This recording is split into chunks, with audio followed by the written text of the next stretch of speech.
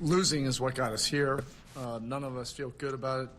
This is, where we are. You are what your record is. You are what has happened, recently. But things can change quickly. Once we.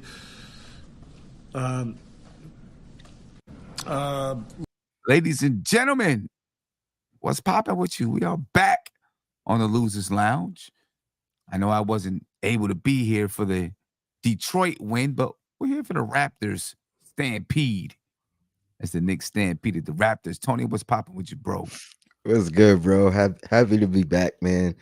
Could have been back-to-back losers lounges, but you know what? I'll still celebrate this one. I'm happy to get one in. Yeah, no doubt about it, man. And man. I'm glad you're feeling better, bro. Yeah, thank you. I appreciate that because I was feeling terrible. I was feeling really bad. And I'm glad it's against the Raptors because I don't like the Raptors. I don't know why.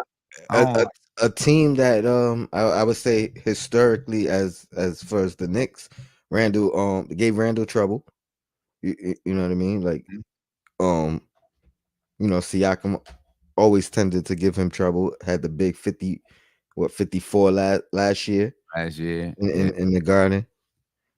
So, yeah. I mean, I don't know, something about the Raptors. Yeah, always gave the Knicks trouble, always played scrappy. And now we got this whole thing going on with Masai. You know what I'm saying? I just don't like him. So I'm glad we beat them last night, whenever it was. And you know what? It's time for the Raptors, man, to reboot. It's over. The run they had is over. And you see this from teams.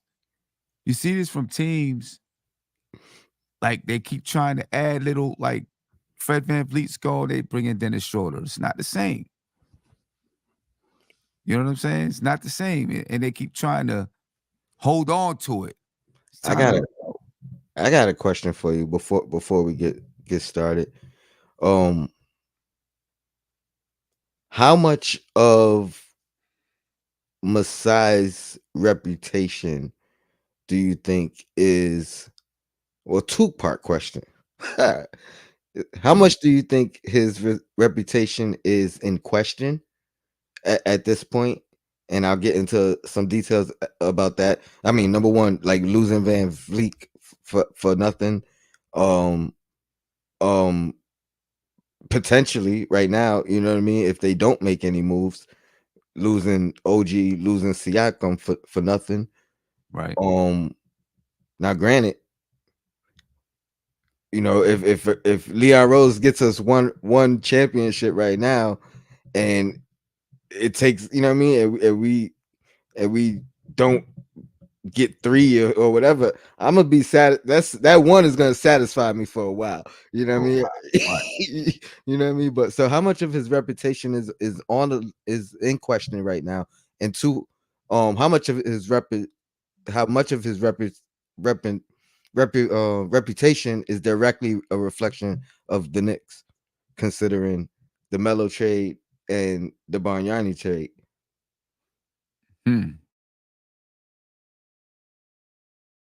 Did he do the Bargnani trade? Masai? I'm pretty sure he did. Did he? I'm pretty sure he did. Might have. Yeah, because that's his history with us in Toronto. The other history is in Denver. Yeah. I think because of his history, because of what he has done, I think people are willing to not cast that judgment on him yet. And obviously, the big one is the quiet thing. You know what I mean? 1 year rental, I'll do it. I don't care. If we can keep him, we will, etc. Right. And then it works out for him. You know what I'm saying? I think he probably gets a pass for a little while. At least a little while, I think he does. Right? And I think people are going to give him the benefit of the doubt and say, all right, let's see you rebuild it again. You know what I mean? Because he's got that reputation. So I'm not sure it takes a hit as of yet. Now, when you get to so many years, people might start to think, well, maybe the game's passed them by or something like that. You know what I mean? But so far, he's had a good nose for talent and putting teams together. Um, you know, so I think he gets that benefit of the doubt. At least right now, I think he does. But I think it's time to. I think it's time to break that team down. You know what I'm saying? Start it over. But that's what I'm saying. Not only is it time is running out because he has to. I mean, if he doesn't do anything now, anything to get anything in return for those two guys I mentioned has to be a sign and trade, which is even more difficult to pull off than you know what I mean, a trade right now. Yeah. You know. Yeah. I don't know. Let's see what Toronto's fans are talking about here. Oh, reboot! I see what you did there. Hmm? Time for a reboot. I see what you did there. I wasn't even thinking about that, but it makes sense now, right? Masai and Bobby still evaluating. I don't know what they were evaluating. Um, I guess they're evaluating this current team to see if this current team, what this current team has. I think they should know by now. And Right. I think it was sarcasm. You know what I mean? I think that's why, you know what I mean? That's with the laughing emoji. Like Yeah, like again, wait until the last minute. You should know something by now. You should have known something with Van Fleet, to be honest. You know what I mean? If we're gonna keep it 100, yeah, yeah. I mean, once Van Vliet was gone, I think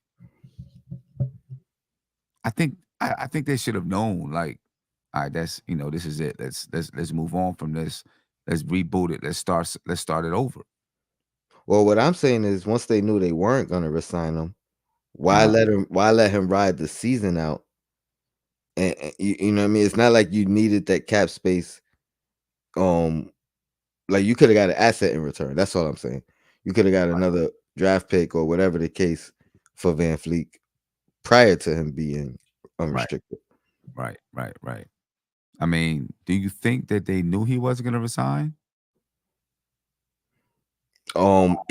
If they weren't sure and they didn't make a decision, then you know what I mean, that's a misstep on their part. I mean, to me, no matter how you look at it, it's a misstep. You know what I mean? I don't think his cap space was the ultimate reason why they were able to get Schroeder. You know what I mean? I think they could have still potentially pulled Schroeder in there if that was the case. And again, if you wasn't if you thought he was gonna sign and he re-signed and he didn't, that's a misstep on your part. You know what I mean? Like so, to me, no matter how you look at it, it's a misstep because you didn't get an asset in return. The same concern some people have about quickly or even though he's going to be restricted. You know what I mean? It's the same theory. You don't Right, want to lose anybody for nothing. right. Yeah, no doubt about it. Aiden says everyone but Scotty can go. What do you think? I mean, even OG? I don't know how much OG is getting paid. I mean, how much he will be getting paid because he's you know what I mean. Right now, it don't matter what he get paid. How much are they willing to pay him? Right, right. And is he willing to stay? By all indications, it would be no. It would look like no, right? Like especially from the outside looking in. We don't know what kind of discussions they're having internally Yeah, or with his agent, but yeah. it looks like he's not trying to be there long term. Yeah, I don't know who would want to stay in Toronto anyway. To be honest with you. I mean, for everything I've heard, it's a nice city, but it's colder. It's cold. It's way up there somewhere. People tend to feel like they're off the end of the earth or something like that. I'll tell you what I would do. if I was Masai, or even if once Masai does move on, and they bring in a new head guy, I would look to try to bring in as many, and I'm not referring to RJ, but as many Canadian players from within the NBA to try to get them in Toronto, because I feel like they'll appreciate the fact that they're playing in the NBA for their country. You know what I Right. mean? And that would be the ultimate route for me. It may be a long-term goal. I don't know how easy that would be to pry, what I mean, the Brooks, the Shays, the RJs, whoever, to go over there, but that would be my strategic or my strategy. I mean, that sounds like a good one, to be honest with you. I mean, because those are guys who would, like you said, have that respect for Canada, where other guys may not be like, I'm going to Canada. It, like, think about, I mean, I've read so many, or I've heard so many different people, podcasters, former players, one, the initial adjustment, you know what I mean? um I think Kawhi in particular, how nobody in his family had a passport. Mm, So the difficulties and how long it took for his family to actually be able to go over there and spend some time with him there. right. And so, like, these are things that if you can if you Canadian, like, you kind of bypass all those type of All those type of things. Yeah. hurdles. Nah, that's smart. That's smart. You know, uh, and you don't have to fill your whole roster with it. You can just, there's enough stars or big name guys that you can create some excitement and all that stuff. No doubt Mhm. about it. A lot of their fans seem to like Dante. Emmanuel said, I'd give my firstborn to have someone who can shoot like DiVincenzo off the bench. I think he's bugging. I really think he's bugging. You know what I'm saying? But okay, He might need to start a diehard Raptors channel. for real. You know what I'm saying? My man said, my firstborn to have someone who can shoot like DiVincenzo off the bench. And what I noticed out of all of these, they barely even mention the Knicks, really. Like, a lot of times we do the Hawks, we do this, that, and the third. They say something about the Knicks. Oh, the Knicks suck. Why are we losing to them? Right? Nothing they didn't say. As a matter of fact, they kind of gave, like this guy said, Raptors minus Scottie from three is 3 for 25. Dante DiVincenzo 7 for 9 by himself. That's all, folks. And he's right about that. The Raptors shot 18.8% from the 3-point line. The Knicks shot 44% from the 3-point line. Yeah, you're not gonna win that way. Sam, Not I'm a gonna I'm gonna throw a comment up real quick. mm-hmm. Shout out to Stafford Don. He says, "Why are you giving Messiah ideas, Tony?" It's all part of my strategy, man. This is well documented. You know what I mean? We just go to the tape. We put another lawsuit on them. You know what I mean? Word. Get this check. I'm thinking, brother. I'm thinking. And look, and more of our guys, man, that they seem to like. La Familia '09 said, Pascal cannot guard Julius Randle. Put someone else on him like Precious. And then Nick said, why can't we play through Pascal in the post the way the Knicks do with Randle? Exclamation point, question mark, exclamation point, question mark, exclamation point, question mark, exclamation point. Nick, a lot of Knicks fans don't like the fact that the Knicks played through Julius Randle. But we see this from the outside now, right? How the way other people see it, Mm-hmm. the way other people see it. Because the Knicks do play through Randle a lot, but they also play through Brunson. Let me ask you this, because I know there was, maybe a year or two ago, questions about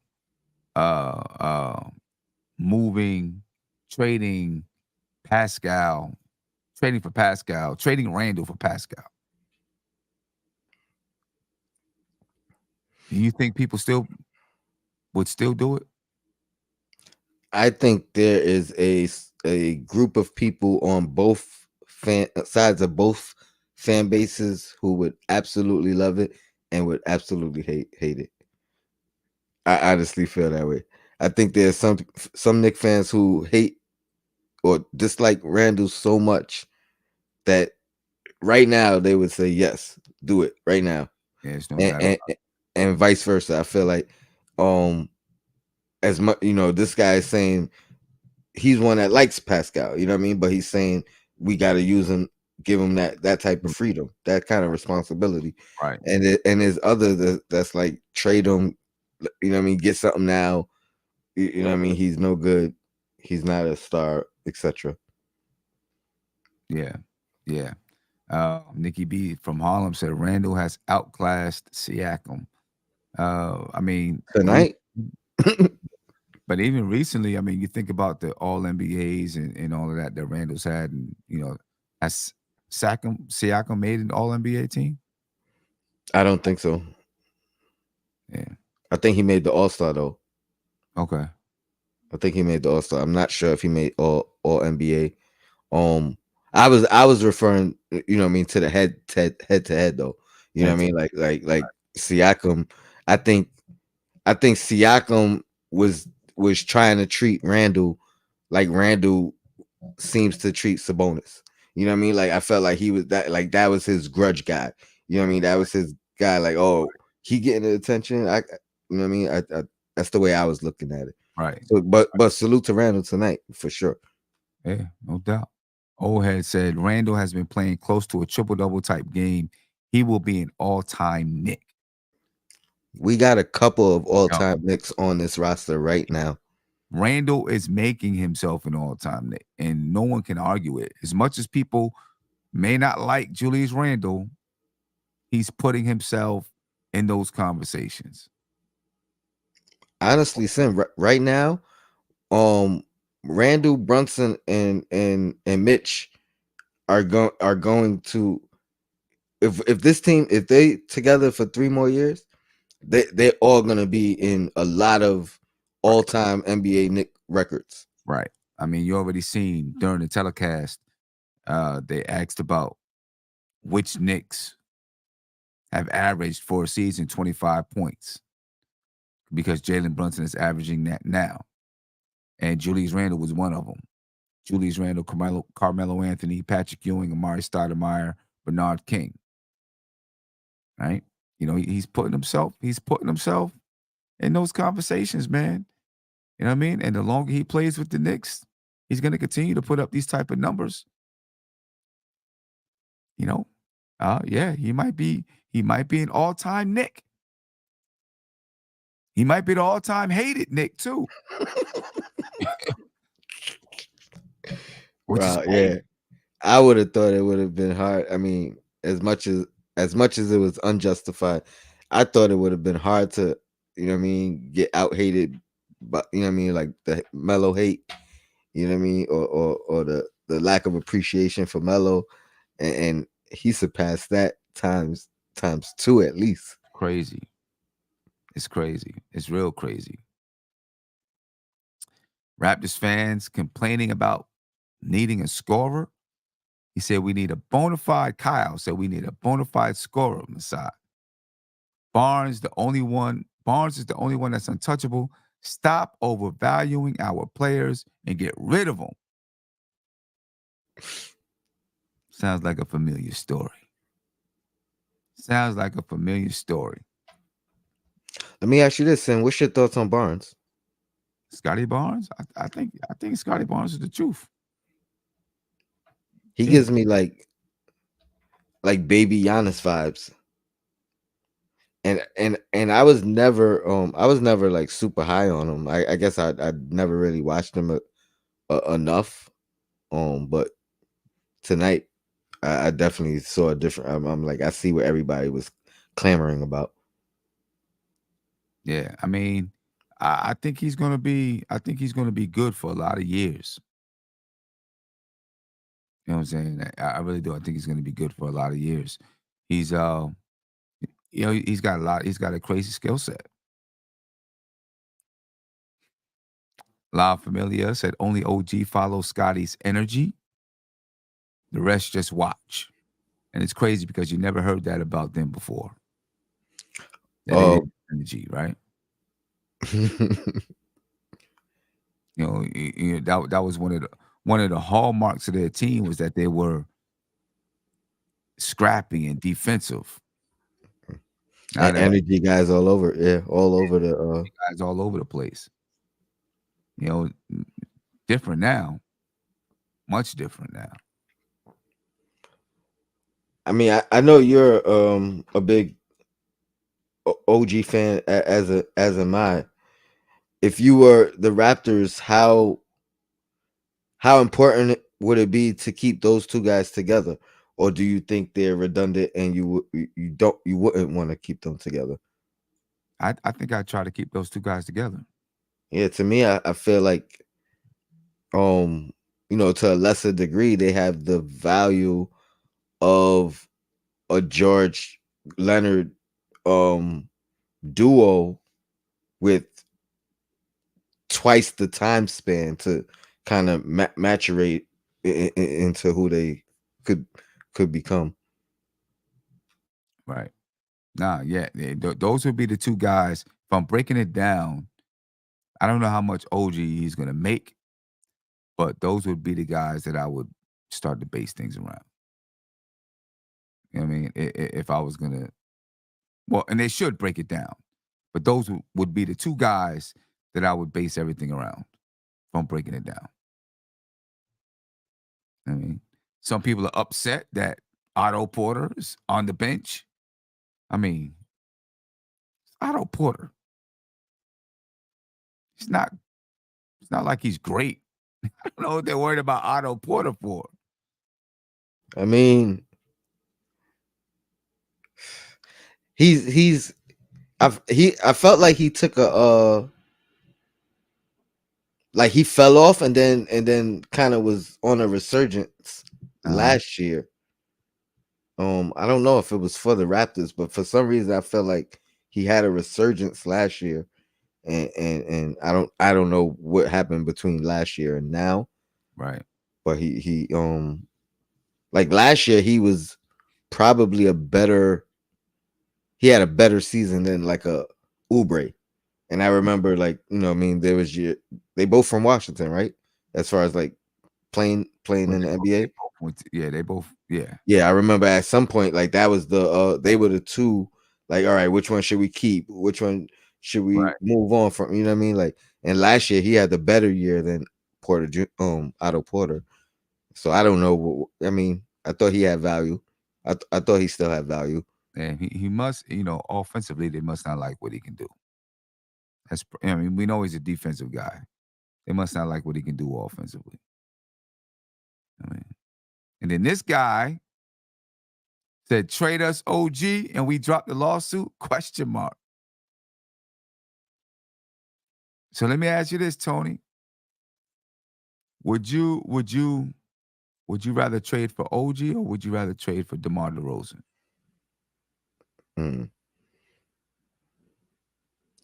If I'm being 100% honest, like, I'll keep it real. No cap. I would probably choose DeRozan. I know the consensus is probably for OG, and honestly, I feel like over the years I've kind of been convinced or talked into the thought of OG. Mm-hmm. But I also know that OG is not a finished product. You know what I mean? So I get the younger potential who he could still become. Mm-hmm. But if we're talking about, I mean, I don't know, man. I feel like there's something about the veteran knowledge, the veteran IQ, the veteran status, and not saying this, he don't got game. He definitely still got game. I think DeRozan could help us more right now this year. Yeah. Yeah. And DeRozan, I mean, and OG would help us over a 3 to 5 year window. You know what I mean? I definitely feel that. I think, yeah, I think if I'm looking at right now, I'm going with DeRozan. You know, and if I'm looking and saying, man, we can add DeRozan to this group, have him for 2 years or whatever it is, you know, and if I feel like we might be able to contend, yeah, I'm going with DeRozan. OG, I love his defense, and again, you know, I love right. He's not a finished product. You know, what is he? 25, 26. So he still got some time, you know, to grow and build. I still don't think he adds that mid range game that I think the Knicks need so bad. You know what I mean? Not as consistent as a DeRozan does. And again, I wouldn't be mad either way. You know what I mean? I wouldn't be mad if the Knicks chose him, because to me that's just a longer term play. Yeah, no doubt, no You know doubt what I about mean? And it helps. So it. Yeah, I'm definitely not against it. But if we talking about right now, this year, move the needle, um, I would definitely go with DeRozan. And I'm also looking at cost. You know what I mean? So it's not gonna hurt the next move. right. We don't Because know what OG is gonna cost moving forward.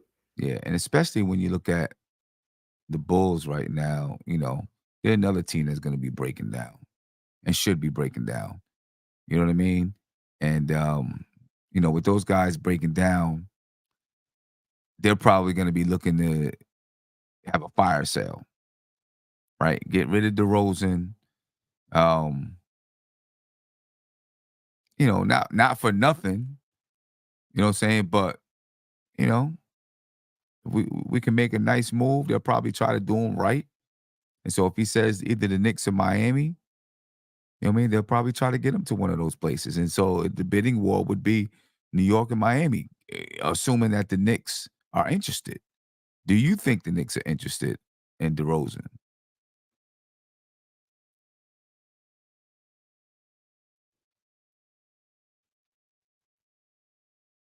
You muted. You muted.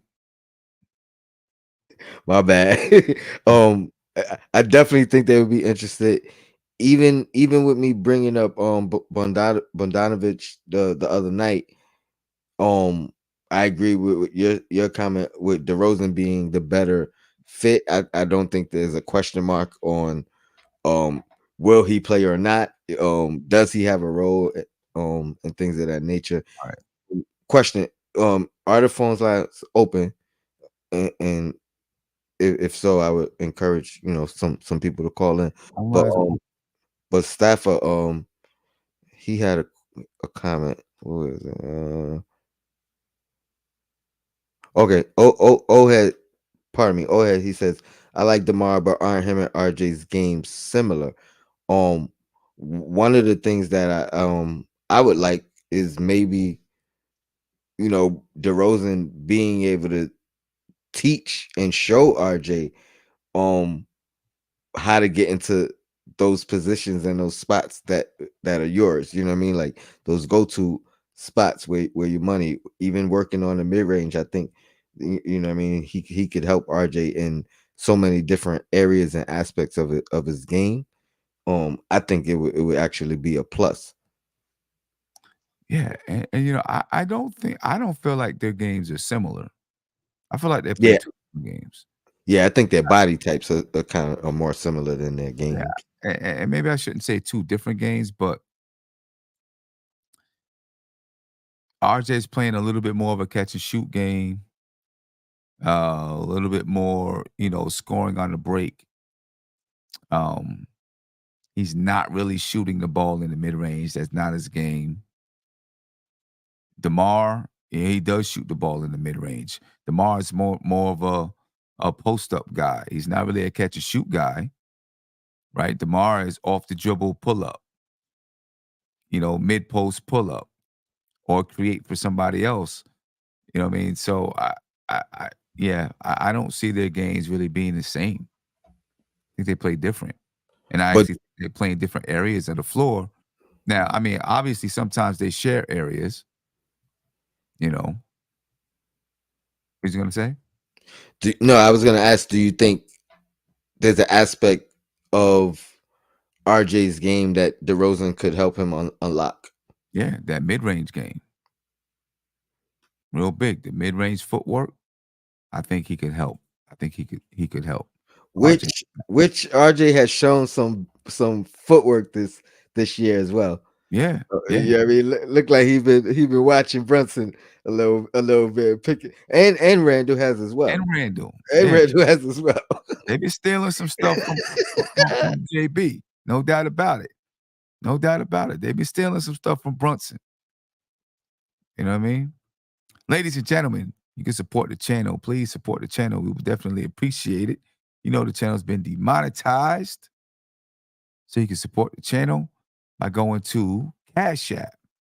Cash App is $ nothing but Knicks. I'll make sure it's in the chat.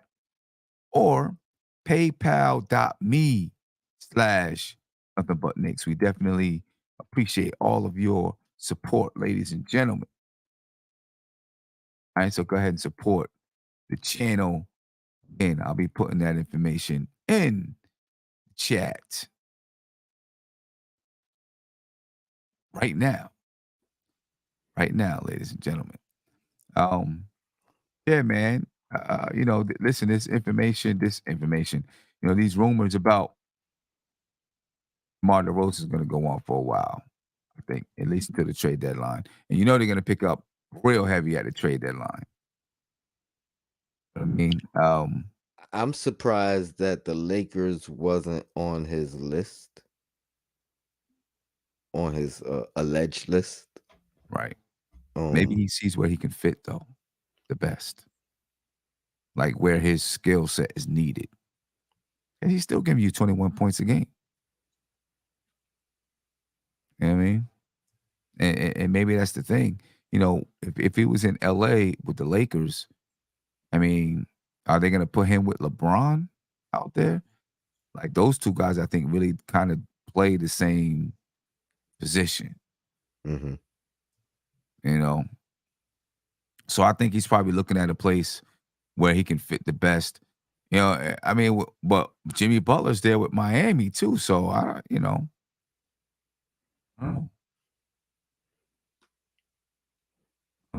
Yeah, I didn't actually. I always considered him a good fit for Miami, but I didn't really think of the redundancy of him and Jimmy Butler. Yeah, I mean, it's way more redundancy with him and Jimmy Butler than him and RJ Barrett. Way more, in my opinion.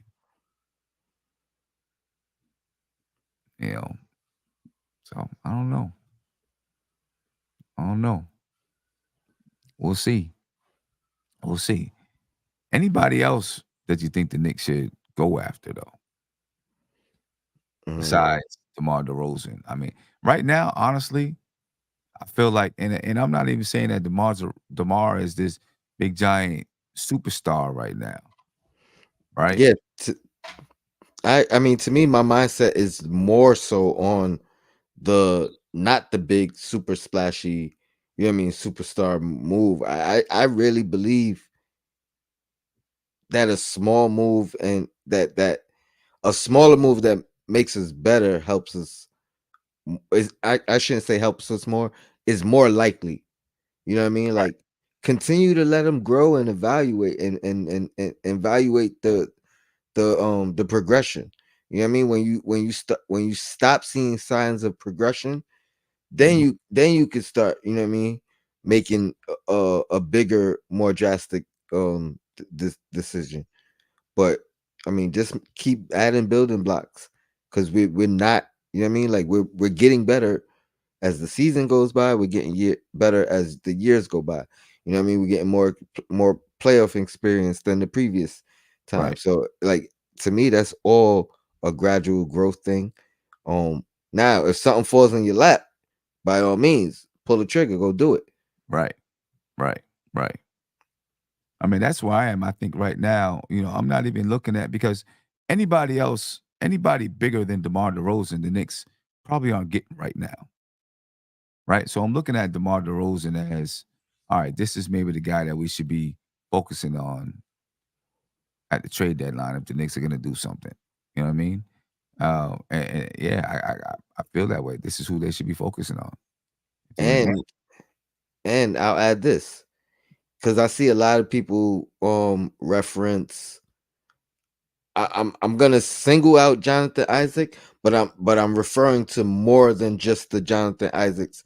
To me, guys in that realm, it's still a possibility that we're making a move and it becomes like the Cam Reddish thing, or you know what I mean. It becomes a guy that we're not guaranteed to play, and we'll see the we'll see like a Jonathan Isaac. We'll be like, we could use this guy. We could use his length. He's young. Play him. He might not play. Right. A guy like DeRozan, you know what I mean, and Bogdanović to a lesser degree, you know what I mean. They're gonna have a role on this team. They're gonna be useful. They're gonna impact and play immediately. It's not gonna be a question mark. Yeah. Yeah, no doubt about it, man. Well, Tony, it's 12:44, man. I gotta be up at 5:30. I'm tired. I was sick all last night. Then I had to be up at 5:30 this morning so that I could take my team and drive for 2 hours so we can play 3 basketball games today. So instead of going to school, our girls were playing basketball games. We played at 9, then we had a crazy break. We played at 3, and we played at 5. Then I had to drive 2 hours home, stop so they can eat, watch the game along the way, you know what I mean, in the restaurant eating and all of that. And I got to get back up tomorrow and do it all over again, except we only play 1 game tomorrow. No doubt, man. I got to go get me some rest, bro. I'm exhausted. No doubt. I want to shout out Manchow with the Knicks and Bruises memory of the night. he says we chose Jordan Hill over DeRozan in that draft back then. I remember, bro. And yeah. Appreciate it. Do, man. Not much you can do about it now. Hey, it all maybe it comes full circle, right? You know what I mean? No doubt about it. Maybe it does. And maybe they get him at the right time because maybe that wasn't the right time. Mm-hmm. You know what I mean? Maybe that wasn't the right time. But anyway, folks, I'm gonna get up out of here, man. I'm exhausted. Tony, I appreciate you. Without a doubt. No doubt, man. I'm glad you're feeling better. I'm gonna enjoy this little break into what we don't play until Tuesday. We don't play until Tuesday. All right. Let's I mean, nobody. There's games tomorrow. I don't think there's any games on Sunday. There's a full slate of games tomorrow.